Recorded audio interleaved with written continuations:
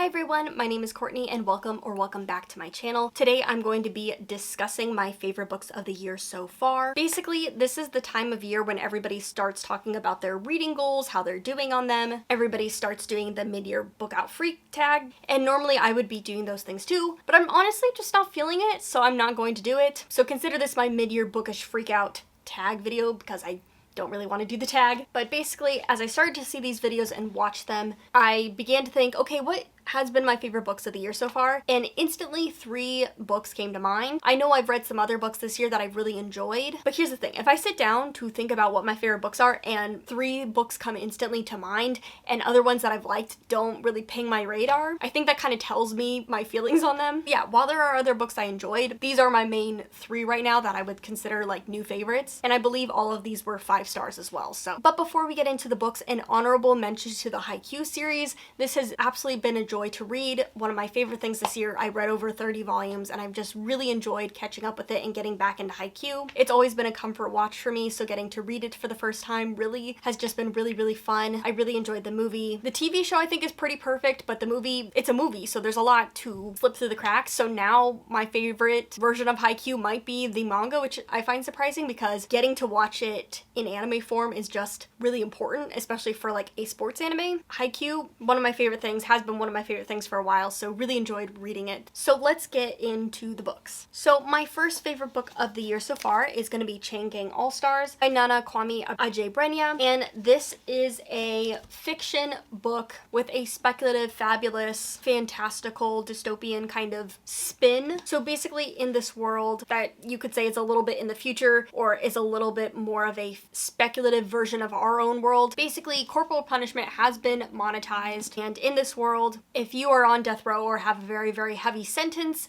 you can audition to be on the Chain Gang All-Stars, which is basically like a WWE style fighting TV thing, except it is a fight to the death. And we're following a lot of different characters, both outside of this sphere and inside. But I would say our main characters are Loretta Thurwart and Hurricane Stax. And they're these 2 women who are on a gang together, have kind of become inseparable, have become lovers, and now at a point where they are almost going to be freed because they have served their sentence, basically. Only one other person has made it off of the Chain Gang All-Stars team without dying. So like it's a big moment that's about to happen. I loved the crafting and the use of different point of views. I loved our main characters. I loved the discussions in here. Maybe some people would find this on the nose, but I would say, hey, look at our world. Maybe we kind of need a little bit more of a direct approach. I really liked this. I really love speculative fiction, and this is, in my opinion, like what I'm looking for in speculative fiction. Just really good writing, characters, a really good story that puts you on the edge of your seat. Also is like bringing up important themes and making you uncomfortable. And so yeah, this was like my first 5 stars of the year and just one of the best books I've read. Definitely a new favorite. I also have Last Night at the Telegraph Club by Malinda Lo. This is a young adult contemporary historical fiction novel, and this is set in the 50s, almost kind of the age of the space war. And our main character, Lily, is living in San Francisco in Chinatown, and it is a coming of age story, but I would say it's also not slice of life in like a cozy way, but it's just kind of like a day in the life of this character coming into themselves, a small slice of their history of their life in this very specific historical context. But it's basically Lily Hugh realizing that she is queer, that she is sapphic, that she is a lesbian, and kind of encountering the gay bar scene as well as falling in love with another character, and again living in this very specific moment in time. And I loved it. It was just so perfectly executed. It was so beautifully bittersweet.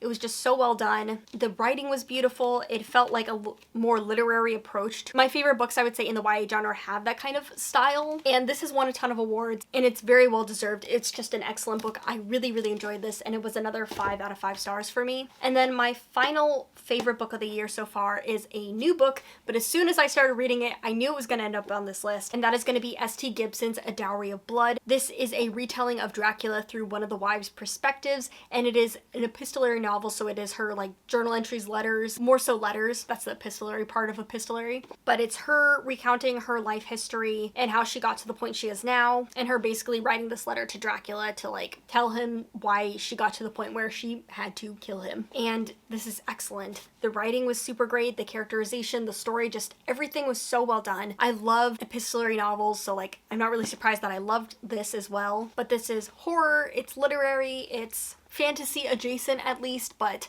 it is just so good. Definitely one of my favorite novels of the year so far. I would say all of these novels have really strong emphasis on characters. I would say they're all very literary while also having a present genre. And I would say there is narrative focus in all of these, meaning the author was very particular with how they were telling the story, who was telling this story, and how that character would tell this story. And it was so good. All three of these definitely, yes, my favorites. I sat down to think of my favorites and these came up instantly, and it's not surprising that they're all 5 out of 5 stars for me. But yes, those are my favorite books of the year so far. I would love to know what you have read and loved this year, but thank you so much for watching. I'll see you guys later, and happy reading.